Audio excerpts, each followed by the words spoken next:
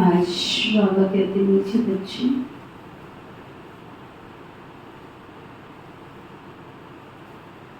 याद और पढ़ाई से ही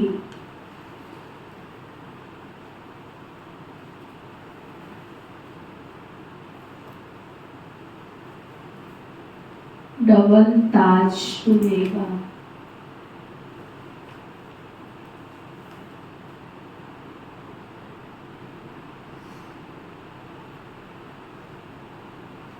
इसलिए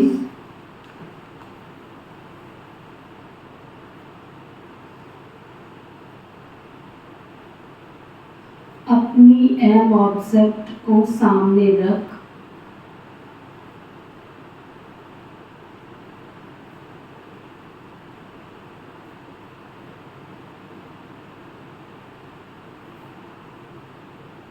दैवी गुण धारण करो।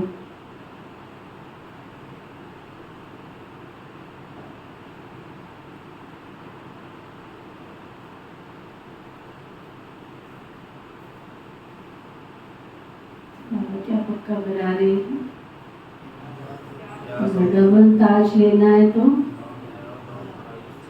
याद और पढ़ाई पर अटेंशन दो। फिर बाबा पूछ रहे हैं, विश्व रचयिता बाप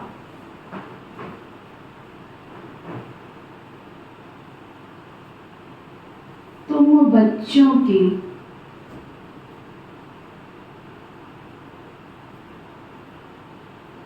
कौन सी खिदमत करते?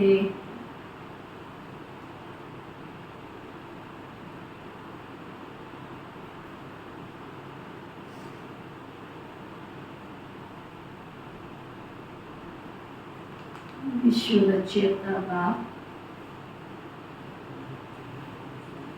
क्या करते हैं? बच्चों की क्या करते हैं? खिदमत करते हैं। किसकी करते हैं?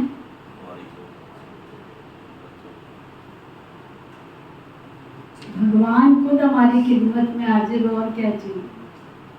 खिदमत का क्या मतलब होता है कपिल को?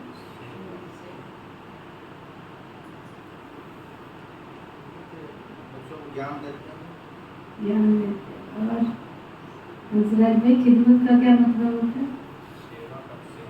सेवा करते हैं। खिदमत में ना सेवा करते हैं। सेवा में सब कुछ आ जाता है। ज्ञान देते हैं, शक्ति देते हैं, बल भरते हैं, बिगड़ी बनाते हैं, समस्याओं का समाधान करते हैं, तमो प्रधान से सतो प्रधान बनाते। ये सब खिदमत नहीं तो पतित को पावन बनाते। अच्छा, नंबर 1, बच्चों को बेहद का वर्षा देकर सुखी बनाना।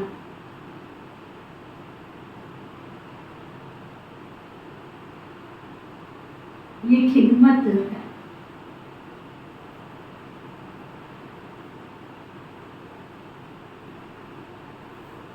बाप जैसी निष्काम सेवा कोई कर ही नहीं सकता।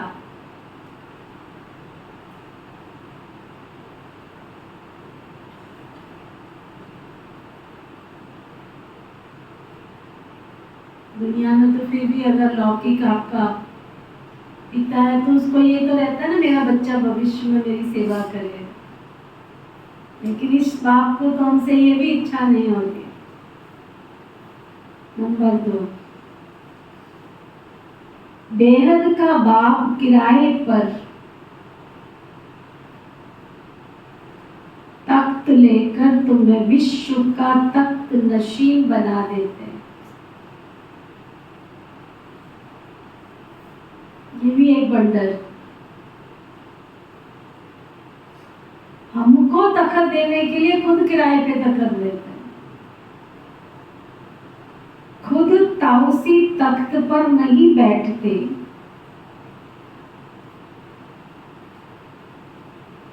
लेकिन बच्चों को ताउसी तख्त पर बिठाते।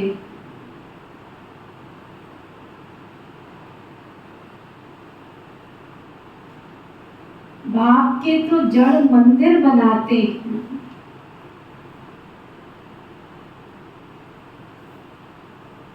उसमें उनको क्या टेस्ट आएगा?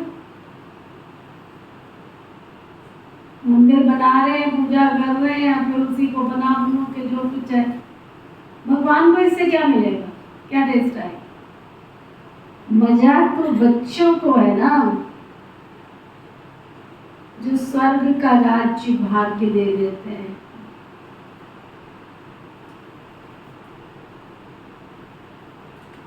ना क्या क्या करते हैं? बेहद का वर्षा देके सुखी बनाते हैं और खुद किराए का तख्त लेके हमको तख्त नशीन बना देते हैं। ओम शांति। मीठे मीठे रूहानी बच्चों को बाबा कहते हैं कि अपने को आत्मा समझ बाबा को याद करो। ओम शांति का अर्थ तो बच्चों को समझाया है। बाप भी बोलते हैं तो बच्चे भी बोलते हैं।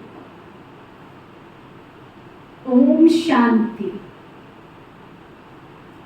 क्योंकि ओम शांति का अर्थ है, स्वधर्म है शांत।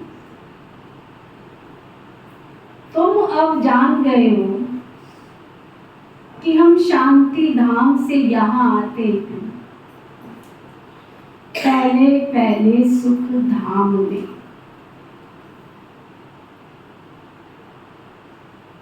फिर 84 पुनर्जन्म लेते लेते दुख धाम में आते। ये तो याद है ना, बच्चे 84 जन्म लेते हैं, जीव आत्मा बनते हैं।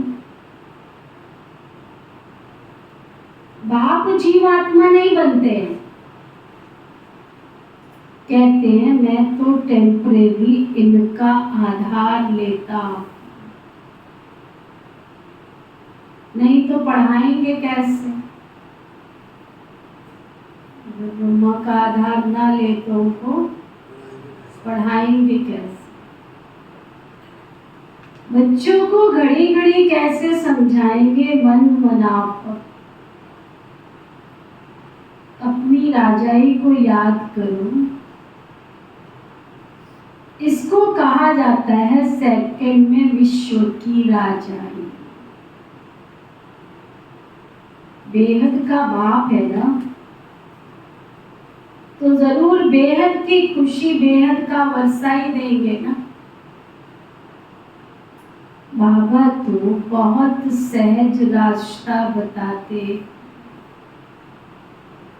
कहते हैं अब इस दुख धाम को बुद्धि से निकाल दो।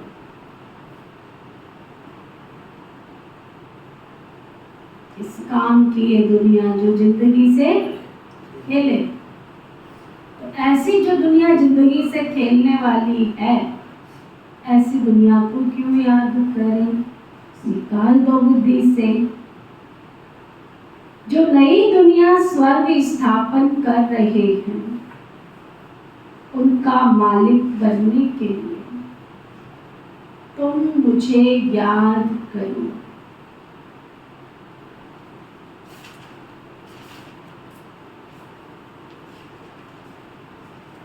तो तुम्हारे पाप कट जाएंगे। बाबा को इसका कोई स्वार्थ नहीं है कि तुम मुझे याद करो। सुबह उठते शाम बैठते एक ही बात कहता, मुझे याद करो, मुझे याद करो। बाबा को क्या फायदा होने वाला है याद करने से?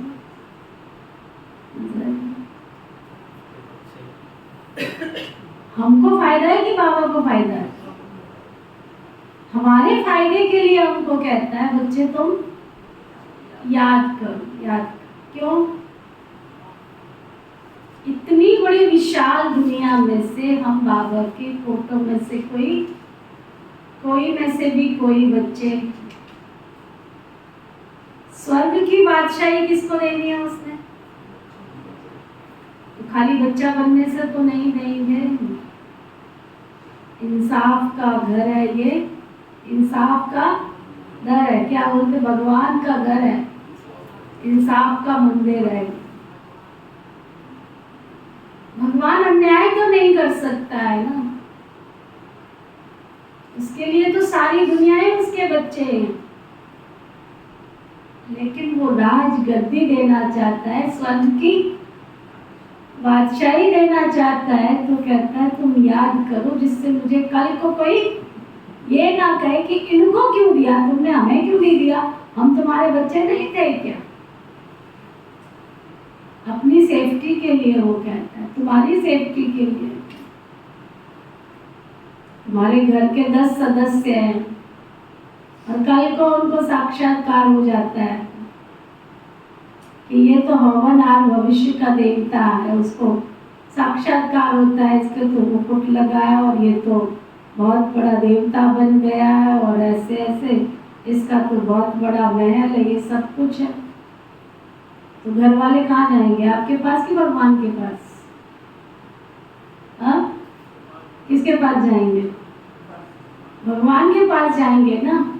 कि एक ही घर में हम दोनों रहते थे, एक ही घर में हम सब रहते थे, आपने हमारे साथ न्याय क्यों नहीं किया, आप तो न्यायकारी थे। तब भगवान क्या कहेगा, इन्होंने झक थोड़ी मारी थी आश्रम पे जाके, इन्होंने अपना जीवन बनाया था, दिव्यता धारण की थी, मेरा कहना माना था, तुमने ये किया। तब कहेंगे प्रभु तेरी लीला अपरम। इसलिए बाबा रोज कहते रहते कि कल को तुम्हारे 33 करोड़ देवताओं में कहीं ना कहीं तो कोई देवता तुम बनने वाले हो, तो जब तुम्हारा कोई दीदार करे तो भगवान को सर नीचा ना करना पड़े कि तुमने अन्याय किया, इसको तो देवता बना दिया और मुझे बनाया नहीं। तब बाबा कहते तुम सत्व प्रधान बन जाएंगे, इसको कहा जाता है सहज याद।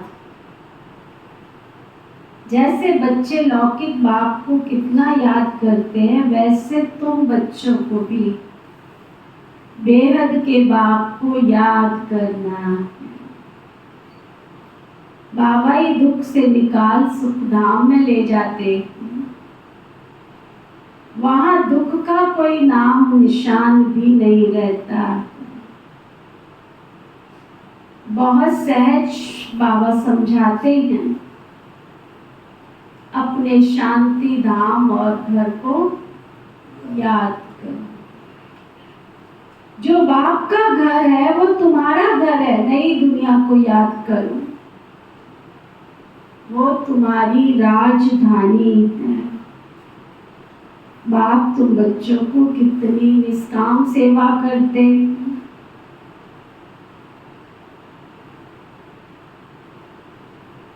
तुम बच्चों को सुखी कर फिर वानप्रस्थ परम धाम में जाकर बैठ जाते। तुम भी परम धाम के वासी हो ना, उसको निर्वाण धाम वानप्रस्थ कहा जाता है।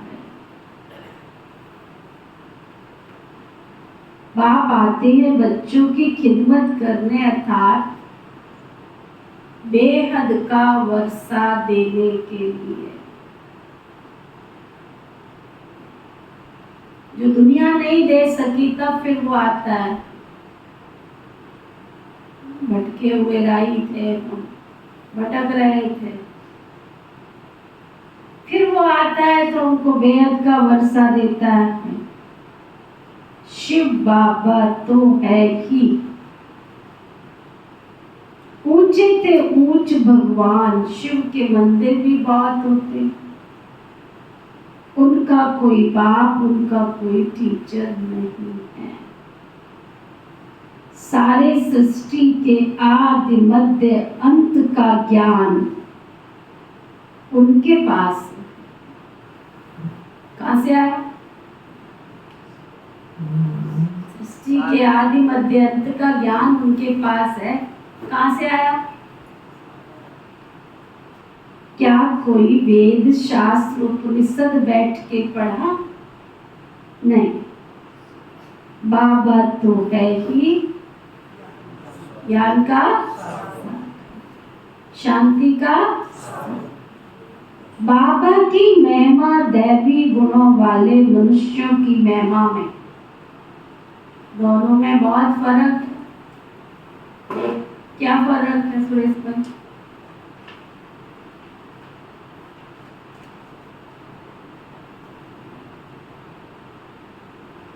महिमा में फर्क नहीं पड़ता।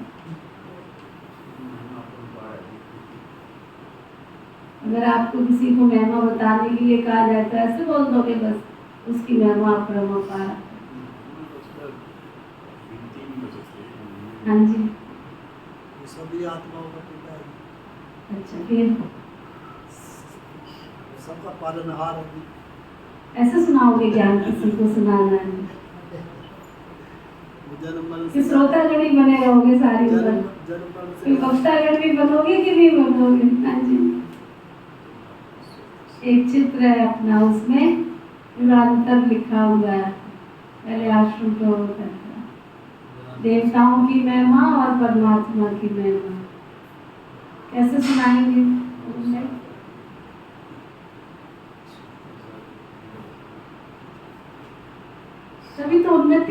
होगी आप लोगों की, क्योंकि मुरली सुनते हो, यहीं की यहीं छोड़ के चले जाते हो, चिंतन करते नहीं हो, ना ज्ञान सुनने का शौक है, ना ज्ञान सुनाने का शौक है, तो निश्चय कहाँ से बैठेगा। इसलिए 15-15, 10-10 साल होने के बाद भी निश्चय नहीं, कहाँ से निश्चय होगा। उसकी तह में जाओगे, गहराई में जाओगे, डूबोगे उस सागर में, तब तो निश्चय होगा ना। हाँ जी ब्रह्म, आप ऐसे समझो कि आप किसी को समझा रहे हो, कैसे समझाएंगे। अच्छा,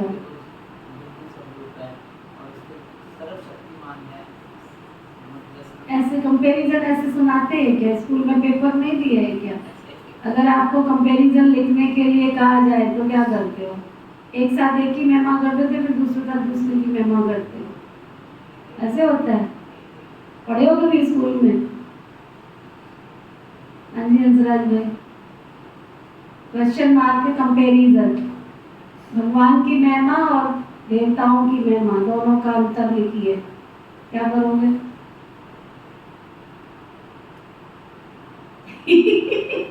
इतना बड़ा तो प्रश्न भी नहीं है। आज ही कपिल भाई बड़े खुश हो रहे हो। ज्ञान का सागर, प्रेम का सागर, आनंद का सागर, सुख का भंडार, सुख का विराटी का सहारा। ठीक है, और कोई सुनता ही नहीं, कैसे सुनेगा कोई ज्ञान? उनको खुद को सुनना ही नहीं आता है, दूसरों को क्या सुनाओ।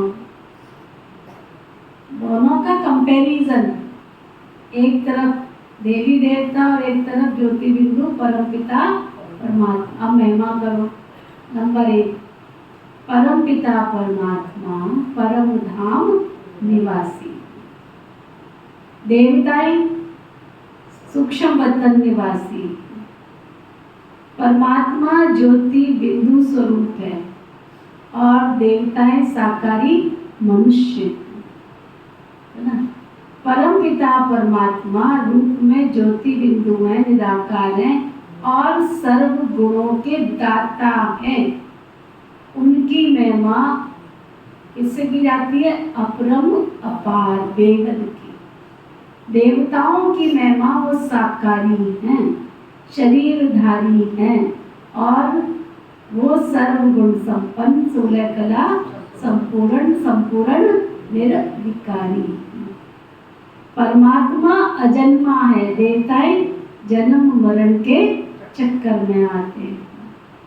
ऐसे कंपैरिजन किया जाता है, तब सामने वाला समझे ना कि इसको भगवान और इनको देवता क्यों कहा जाता है। यहाँ से उठते हो, धर्म विज्ञान के चक्कर में घूमते रहते हो, फिर आके बैठ जाते हो। किसी को कभी सोचा जाके सुनाए ज्ञान? कैसे सुनेंगे? क्या कहते? ये तो क्वेश्चन आज ही आया,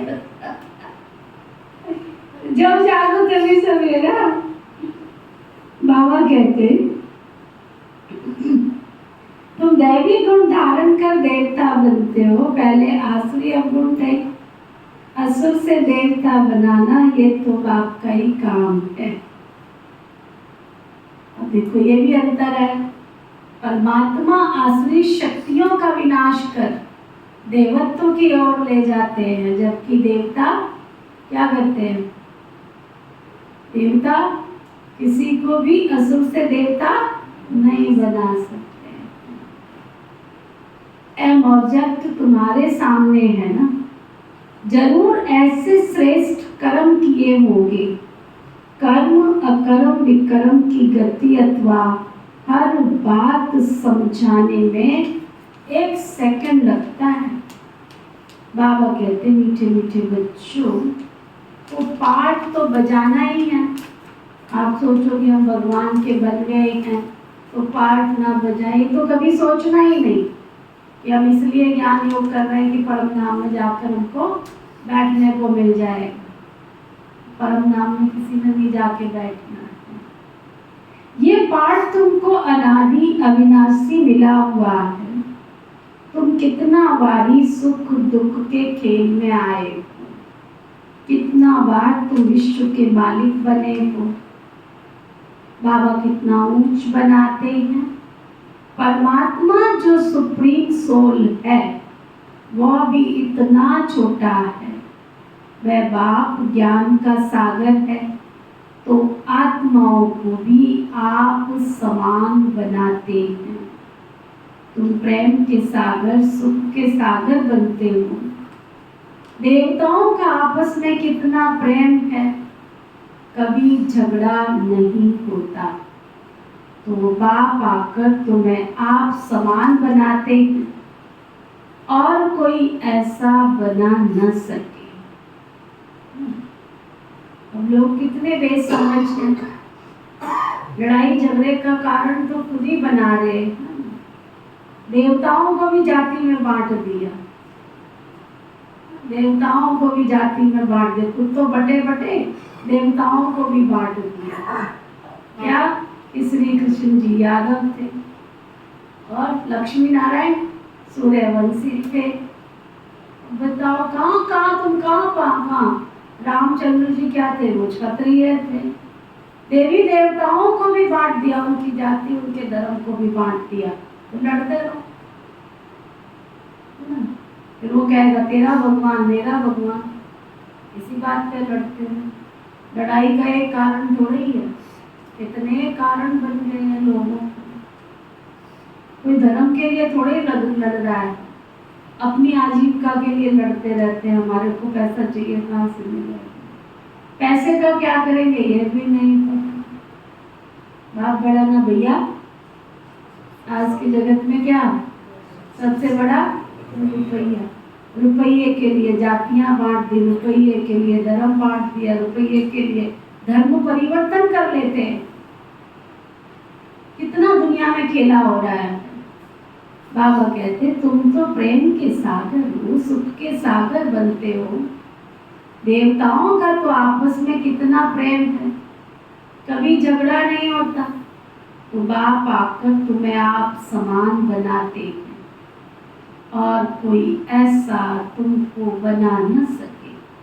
खेल स्थूल बर्तन में होता है, पहले आदि सनातन देवी देवता, फिर इस्लामी बौद्धि आदि नंबरवार इस मांडवे में नाटकशाला में आते हैं। 84 जन्म तुम लेते हो, गायन भी है, आत्माएं परमात्मा अलग रहे बहुता। बाबा कहते मीठे मीठे बच्चों, पहले पहले विश्व में पाठ बजाने तुम आए हो, मैं तो थोड़े समय के लिए इनमें प्रवेश करता हूँ। यह तो पुरानी जुत्ती है ना, पुरुष की एक स्त्री मर जाती है तो कहते पुरानी जुत्ती गई, अब फिर नहीं लेते हैं। ये भी पुराना तन है ना, 84 जन्मों का चक्र लगाया है तत्व। तो मैं आकर इस रथ का आधार लेता हूँ। पावन दुनिया में कभी मैं आता ही नहीं हूँ, तुम पतित हो इसलिए मुझे बुलाते हो कि आकर पावन बनाओ। आखिर तुम्हारी याद फली फूट हो जाएगी। अगर तुम दिल से प्यार से बाबा को याद करेंगे तो आज नहीं तो कल बाबा के अनुसार बाबा हमें शक्तियों से भरपूर कर देवत्व की क्या प्राप्ति कराई देंगे, हम देवता बन ही जाएंगे। चलो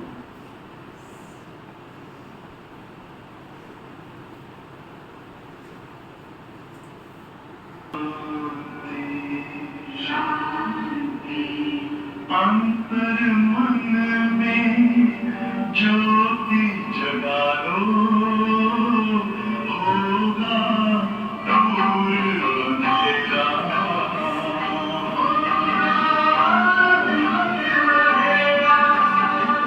शिव का कर लो ध्यान, आला पावन पुण्य सवेरा।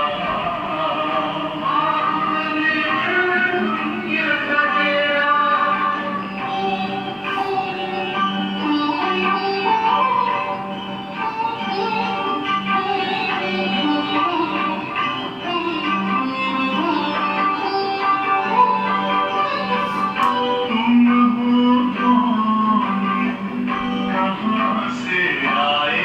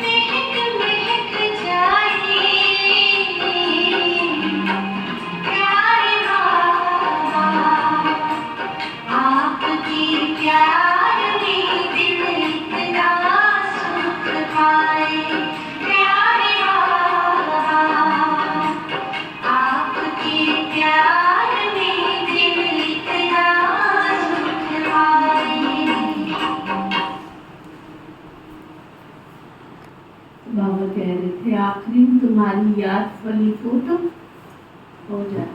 इतने प्यार से बाबा को याद करोगे तो याद फलीभूत। अगर मांगते रहे तो कुछ भी याद फलीभूत नहीं होगी। भिखारी बन के याद करोगे तो भिक्षा में कितना मिलता है सुनील भाई? अगर आपके दरवाजे पे कोई भिक्षा लेने आवे, आपका रिश्तेदार कोई भिक्षा लेने आवे, है ना, कोई सहयोग मांगने आवे, आप कितना दोगे? देने के बाद भी क्या कहेंगे? समय पे लौटा देना, ध्यान रखना। अच्छा नहीं लौटाया तो याद रखेंगे कि इससे कैसे निकलवाना है, कोई दूसरा रास्ता ढूंढेंगे। हाँ? और हम तो ध्यान रखते हैं ना कि इससे अब कैसे सफल करवाएं अपना। ये तो दे नहीं रहा है, कौन सी युक्ति भिड़ाएं। लेकिन अगर अधिकारी बन के लिया है, आपके बच्चे ने लिया, आपके है ना बेटी ने लिया, बेटे ने लिया, पोते ने लिया, दोते ने लिया, तो क्या करेंगे? जाने दो ना, कोई बात नहीं, खर्चा हो गया फिर क्या होगा? कमाते किसके लिए? बच्चों के लिए ना, ऐसे बोलेंगे। इन्हीं का तो है। उन्होंने कोई कमाया था जो इन्हीं का है? कमाया तुमने, मेहनत तुमने की, दिन रात तुम जागे, फिर क्या बोलते? इन्हीं का तो है। तो बाबा के साथ भी इन्हीं का, बाबा भी कहे कि इन्हीं का तो है। इतना प्यार, इतना हुज्जत, इतना अधिकार बाबा के साथ अधिकारी बन के हम याद करें। तो बाबा कहते हैं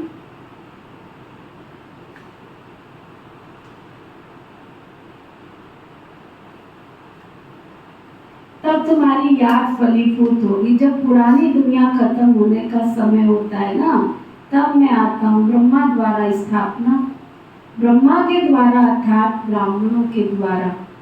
पहले चोटी ब्राह्मण फिर क्षत्रिय, तो बाजुली खेलते हो। अब देह अभिमान छोड़कर बच्चे देही अभिमानी बन। तुम 84 जन्म लेते हो, मैं तो एक कल्प में एक ही बार इस तन का लोन लेता हूँ, किराए पर लेता हूँ। हम इस मकान के मालिक नहीं है, इनको फिर हम छोड़ देंगे। किराया तो देना पड़ता है ना। बाप भी कहते हैं मैं मकान का किराया देता हूँ, बेहद का बाप है ना, तो कुछ किराया तो देते होंगे ना। ये तख्त लेते हैं तुमको समझाने के लिए, ऐसा समझाते हैं जो तुम फिर विश्व के तख्त नशीन बन जाते हो। खुद कहते मैं नहीं बनता हूँ तख्त नशीन, अर्थात ताउसी तख्त पर बिठा देते हैं। शिव बाबा की याद में सोमनाथ का मंदिर बनाया है। बाबा कहते हैं इससे मुझे क्या टेस्ट आएगा? जड़ पुतला बना के रख देते हैं, मजा तो स्वर्ग का है ना। मैं तो स्वर्ग में आता नहीं हूँ। फिर भक्ति मार्ग जब शुरू होता है तो ये मंदिर आदि बनाने में कितना खर्चा करते हैं, फिर भी चौर मोड़ करके ले जाते हैं। रावण के राज्य में तुम्हारा धन दौलत आदि सब कलाश हो जाता है। अभी वह ताउसी तख्त है का तुम्हारे पास? बाबा कहते जो हमारा मंदिर बनाया हुआ था वह मोहब्बत गजनबी आकर के लूट कर ले। कितना लूटा? 17 बार आक्रमण किया, 17 बार ऊँट भर भर के ले गए। कितना सोना चांदी हीरा मोती था। भारत जैसा सालवन तो और कोई देश हो भी नहीं सकता है। इन जैसा तीर्थ और कोई बन भी नहीं सकता है। परंतु आज तो हिंदू धर्म के अनेक तीर्थ हो पड़े। अभी आप देखो दुनिया में कितना गंद कबाड़ हो गया है। हिंदुओं के लिए बताए क्या क्या शब्द बोल रहे हैं लोग। हिंदू काफिर है, हिंदू ये है, कितनी गिलानी कर रहे हैं लोग, है ना। कहते 2 पैसे के चक्कर में, लालच के चक्कर में क्या क्या कर दिया। बदनामी किसकी कर रहे हैं? थोड़ी दूसरे लोगों की कर रहे हैं, है ना। द्वापर युग से लोगों ने क्या किया? अपने धर्म को नीचे गिराते गिराते, आज महाराणा प्रताप थे, कितनी बार उन्होंने मुसलमानों से युद्ध किया, किसके खातिर? है ना। और लेकिन धोखा किसने दिया? चला आया है लालच, तब का लोभी पाप का बाप है, लालच बुरी बला है और लोभी पाप का बाप। तो बाबा हमको पक्का कराते हैं, हिंदू नहीं है, हम काफिर लोग नहीं हैं, हम मंगता और भिखारी नहीं हैं, हम सनातन धर्म के, हमारा धर्म है आदि सनातन देवी देवता धर्म। देवता लेने वाले नहीं होते हैं, देवता देने वाले। ब्रह्मा कुमारी ऑर्गेनाइजेशन में जब बाबा ने इस यज्ञ की स्थापना की, क्या किया उसने? पिता श्री ब्रह्मा बाबा ने अपना सर्वस्व न्यौछावर किया, मांगा नहीं लोगों से, अपना सर्वस्व न्यौछावर किया, फाउंडेशन पहले पक्का किया, फिर बच्चों को प्रेरणा दी कि तुमने अगर स्वर्ग की बादशाही लेनी है तो अपना सफल कर लो। और आज तक ऑल ओवर वर्ल्ड में इतने बड़े बड़े रिट्रीट सेंटर बन गए, इतने बड़े बड़े सेवा केंद्र बन गए। कोई कहेगा कि ब्रह्मा कुमारी ने मांगा? हमारे शाहबाद में कोई कहेगा मांगा? आएंगे तो क्या करेंगे? ऐसे से देखेंगे कौन कह रहा था, कहते भले बाबा का घर का ये हॉल छोटा है, कोई बहुत बड़ा नहीं है, लेकिन स्टेज पर बैठने वाला ऐसे समझता है पता नहीं मैं कौन सी स्टेज पर बैठा हूँ। बैठ के भी वो अपनी शान समझता है, यहाँ आता है बैठता है स्टेज पे तो बब्बे ऐसे लगता है जैसे पता नहीं कौन सी स्टेज पर बैठा। किसने दिया, किससे मांगा?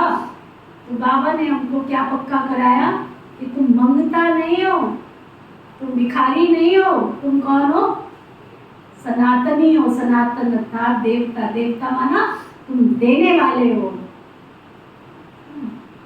तुम देने वाले हो सबको, तुम मांगने वाले नहीं हो। मुट्ठी भर बाबा के बच्चे देखो क्या से क्या विश्व को बनाने की सेवा कर रहे हैं। इतने बड़े बड़े बाबा के कार्यक्रम हो जाते हैं, कौन करके जाता है? बूंद बूंद से सागर भर जाता है। एक बार राजस्थान में कोई बहुत बड़ा फंक्शन होना था, तो उनका जो चीफ जो मुख्य था ना, वो ग्लोबल रिट्रीट प्रोग्राम था कोई माउंट आबू में, बहुत बड़ा प्रोग्राम। तो उस प्रोग्राम में वो आया था, प्रोग्राम करके फिर आया था। तो उसने अपने प्रोग्राम को देखा और हमारे बाबा के घर के प्रोग्राम को देखा, तो उसने एस्टिमेट थोड़ा सा पूछा कितना खर्चा हो। तो जब उसको पता लगा, और वो तो लाखों रुपए पता नहीं कितने खर्चा करके आए। तो दुनिया के बड़े बड़े प्रोजेक्ट भी लाखों लाखों खर्चा कर देते हैं, फिर भी डाक के पिन पार। और बाबा के घर में इतनी बड़ी बड़ी सेवाएं हो जाती है गरीबों के पैसे से, बाबा के साधारण से मुट्ठी भर बच्चों के द्वारा कितनी बड़ी सेवा हो जाती है। बेहद बाबा का कितना बड़ा महायज्ञ चल रहा है। बाबा कहते हैं भारत जैसा साल्वेंट और कोई देश नहीं है, इन जैसा कोई तीर्थ भी नहीं बन सकता। परंतु आज तो हिंदू धर्म के अनेक तीर्थ हो पड़े। वास्तव में बाप जो सर्व की सदगति करते हैं, तीर्थ तो उनका होना चाहिए। ये भी ड्रामा बना हुआ है, समझने में बहुत सहज है, परंतु नंबर 22 समझते हैं क्योंकि राजधानी स्थापन हो रही है। स्वर्ग के मालिक ये लक्ष्मी नारायण है, ये है उत्तम से उत्तम पुरुष जिनको फिर देवता कहा जाता है। दैवी गुण वाले फिर देवता कहा जाता है। ये ऊंचे से ऊंच धर्म वाले प्रवृत्ति मार्ग के थे। उस समय तुम्हारा प्रवृत्ति मार्ग था। बाबा ने तुमको डबल ताजधारी बनाया। रावण ने दोनों ही ताज उतार दिए तुम्हारे सिर पे। एक पगड़ी थी वो भी उतर गई, है ना। दुशाला था वो भी पता नहीं कहाँ चला जाता। बाबा कहते अब तो नो ताज, ना पवित्रता है, न ताज है, न धन का ताज है, दोनों ही रावण ने उतार दिए। फिर बाप आकर तुमको दोनों ताज देते हैं। इस याद और पढ़ाई से इसलिए गाया जाता है, ओ गॉड फादर हमारा गाइड बनो, लिबरेट करो हमको, तब तुम्हारा नाम भी पंडा रखा हुआ है। सुना, पांडव कौरव यादव गया कर तुम्हें कहते हैं बाबा हमको दुख के राज्य से छुड़ाकर साथ ले जाओ। बाबा ही सचखंड की स्थापना करते हैं। जिसको स्वर्ग कहा जाता है। फिर रावण झूठ खंड बनाते हैं।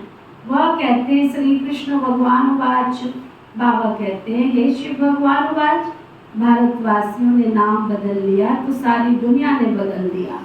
श्री कृष्ण तो देहधारी है, विदेही तो एक शिव बाबा है ना। अभी बाप द्वारा तुमको बहुत माइट मिलती है, सारे विश्व के तुम मालिक बनते हो, सारा आसमान धरती सब तुमको मिल जाती है। कोई की ताकत नहीं जो तुमसे कुछ छीन सके, पूरा पौना कलप। उन्हों की तो जब वृद्धि होकर करोड़ों की अंदाज में हो तब लश्कर लेकर आकर जीते। बाप बच्चों को कितना सुख देते हैं, उनका गायन ही है दुख हरता सुख करता। इस समय बाप तुमको कर्म अकर्म विकर्म की गति बैठ समझाते हैं। रावण राज्य में कर्म विकर्म बन जाते हैं, सतयुग में कर्म अकर्म हो जाते हैं। अभी तुमको एक सतगुरु मिला है, जिसको पतियों का पति कहते हैं, क्योंकि वह पति लोग भी सब उनको याद करते हैं। तो बाप समझाते हैं ये कितना वंडरफुल ड्रामा है। इतनी छोटी सी आत्मा में अविनाशी पाठ भरा हुआ है जो कभी मिटने वाला नहीं है। इनको अनादि अविनाशी ड्रामा कहा जाता है। God is one. रचना अथवा सीढ़ी और चक्र सब एक ही है, ना कोई रचता को ना कोई रचना को जानते हैं। ऋषि मुनि भी कह देते हम नहीं जानते। अभी तुम संगम युग पर बैठे हो, तुम्हारी माया के साथ युद्ध है ना, वो छोड़ती नहीं है।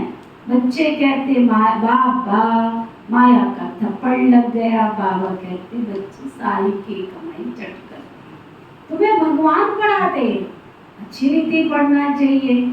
ऐसी पढ़ाई तो क्या बोल रही, ऐसी पढ़ाई तो फिर 5000 वर्ष के बाद ही मिलेगी। अच्छा, मीठे मीठे सिखी लदे बच्चों प्रति माता पिता बाप दादा का याद प्यार और गुड मॉर्निंग। रूहानी बाप की रूहानी बच्चों को नमस्ते। हम सब रूहानी बच्चों की रूहानी बाप दादा को दिल व जान सिखवा प्रेम से नमस्ते नमस्ते नमस्ते जी। धारणा के लिए मुख्य साथ, इस दुख धाम से बुद्धि योग निकाल,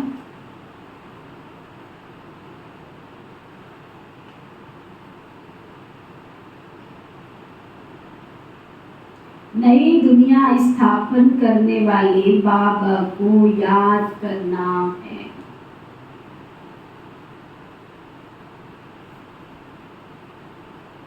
सतो प्रधान बनना है।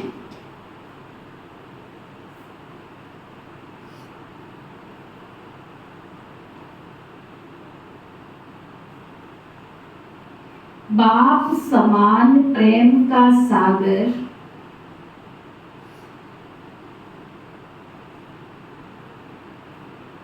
शांति और सुख का सागर बनना है।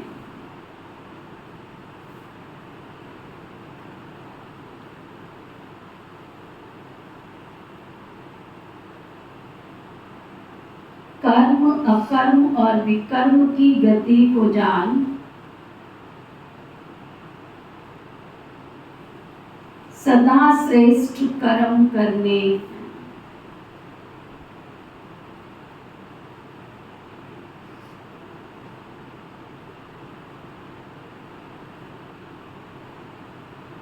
वरदान सतगुरु प्यारे बाबा का वरदान, सदा उमंग उत्साह में रह,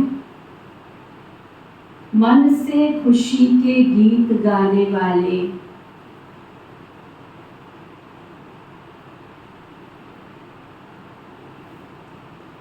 अविनाशी खुश नसीब भव।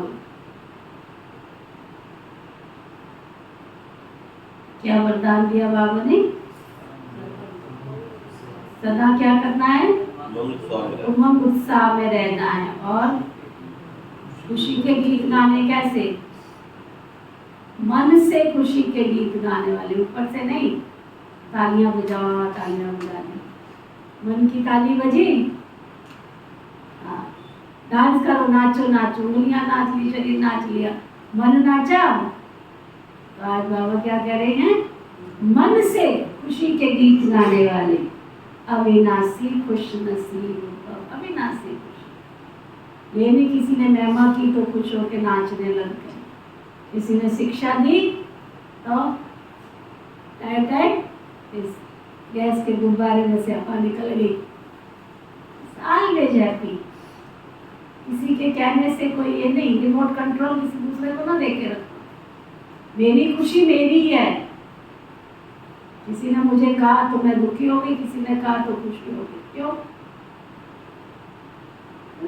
खुश नसीब, आप खुश नसीब बच्चे अविनाशी विधि से अविनाशी सिद्धियां प्राप्त करते हो।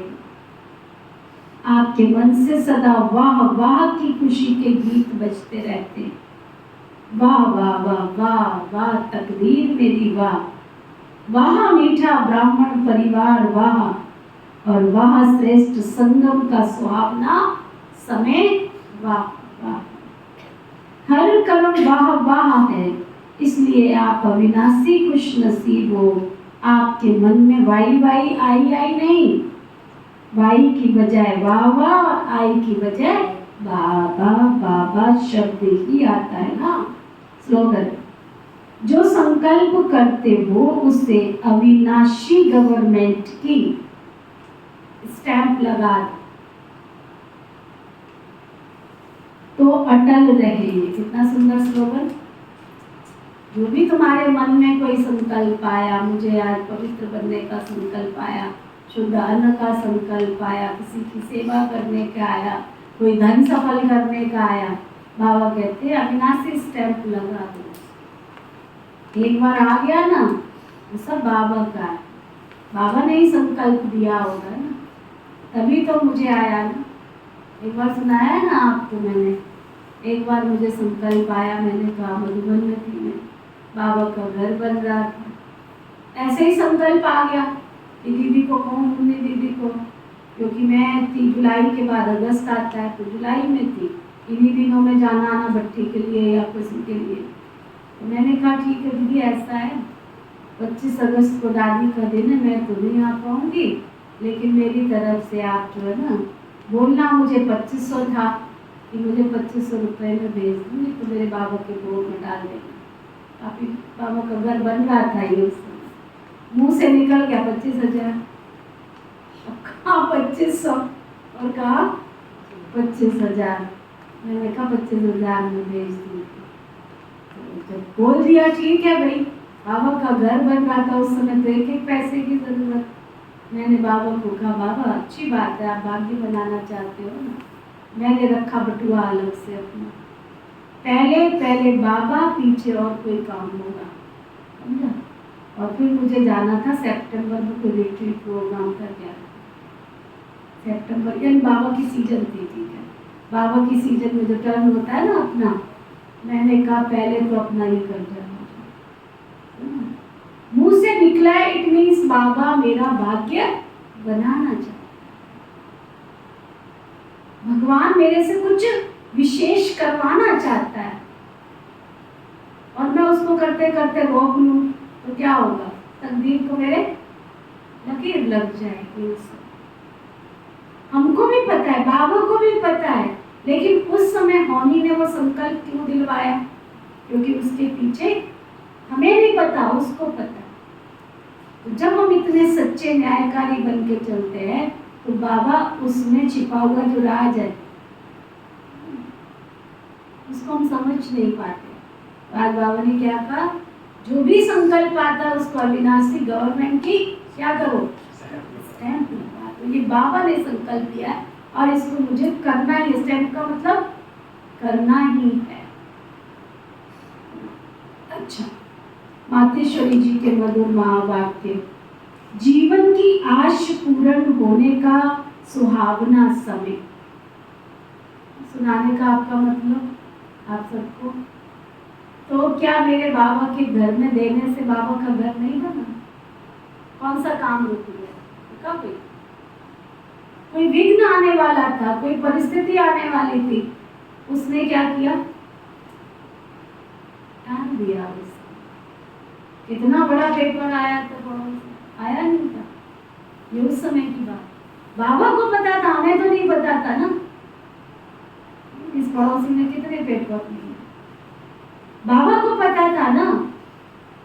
लेकिन बाबा ने क्या किया, पुण्य करवा के, वो धर्म करवा के सूली से काटा।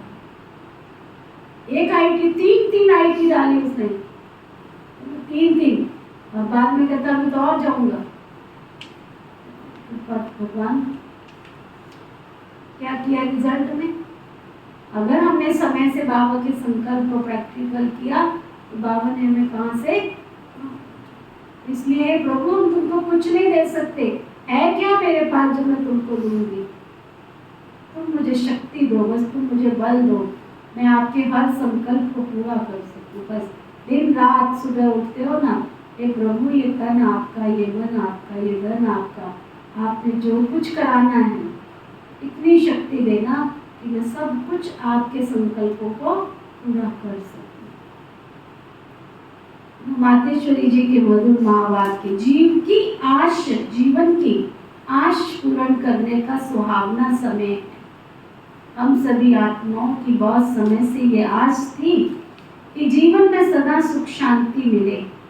अब बहुत जन्म की आशा कब तक पूर्ण होगी? अब ये है हमारा अंतिम जन्म।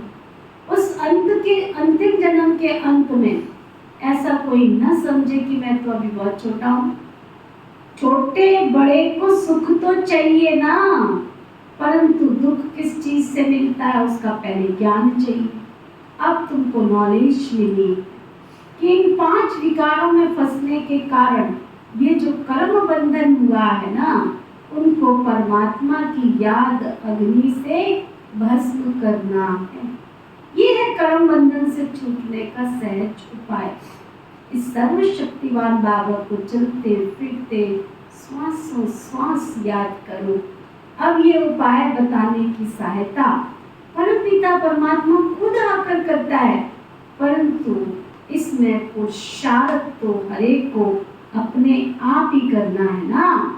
परमात्मा तो हमारा बाप, टीचर, गुरु रूप में आए हमको वर्षा देते हैं, तो पहले उस बाप का हो जाना, फिर टीचर से पढ़ना, जिस पढ़ाई से भविष्य जन्म जन्मांतर सुख की प्रारब्ध बनेगी। अर्थात जीवन मुक्ति पद में पुरुषार्थ अनुसार मर्तबा मिलता है और गुरु रूप में पवित्र बनाए मुक्ति देता है। तो इस राज को समझ ऐसा पुरुषार्थ करना है। यही समय है, यही समय, अंडरलाइन करो, यही समय है पुराना खाता खत्म कर नई जीवन बनाने का। इसी समय जितना पुरुषार्थ कर अपनी आत्मा को पवित्र बनाएंगे, उतना शुद्ध रिकॉर्ड भरेंगे, फिर ये भरा हुआ रिकॉर्ड सारा कल्प चलेगा। तो सारे कल्प का मदार इस समय की कमाई पर है। देख, इस समय ही तुम्हें आदि मध्य अंत का ज्ञान मिलता है। हमको सो देवता बनना है, अपनी चढ़ती कला है, फिर वहां जाकर प्रारब्ध पाएंगे। वहां देवताओं के पता ही नहीं पड़ेगा, हम गिरेंगे। अगर ये पता होगा तो सुख भोगना, फिर गिरना, तो गिरने की चिंता में सुख ही नहीं भोग सकेंगे। तो ये ईश्वरीय कायदा रचा हुआ है कि मनुष्य सदा चढ़ने का पुरुषार्थ करता है, अर्थात सुख के लिए कमाई करता है। परंतु ड्रामा में आधा आधा पार्ट बना पड़ा है, जिस राज को हम जानते हैं।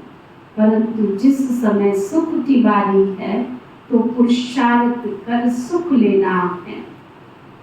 ये पुरुषार्थ की खूबी है ना, एक्टर का काम है एक्ट करने का समय संपूर्ण खूबी से पार्ट बजाना, जो देखने वाले वाह वाह करें।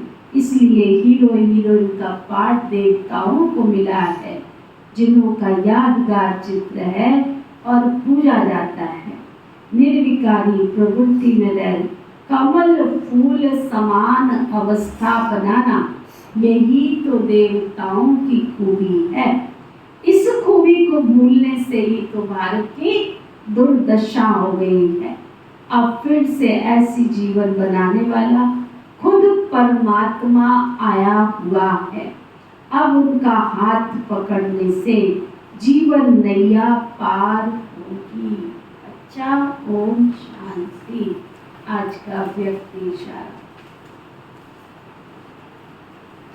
जैसे साकार में कहीं भी आने जाने की सहज प्रैक्टिस हो गई है, ऐसे ही आत्मा को अपनी कर्मातीत अवस्था में रहने की प्रैक्टिस हो।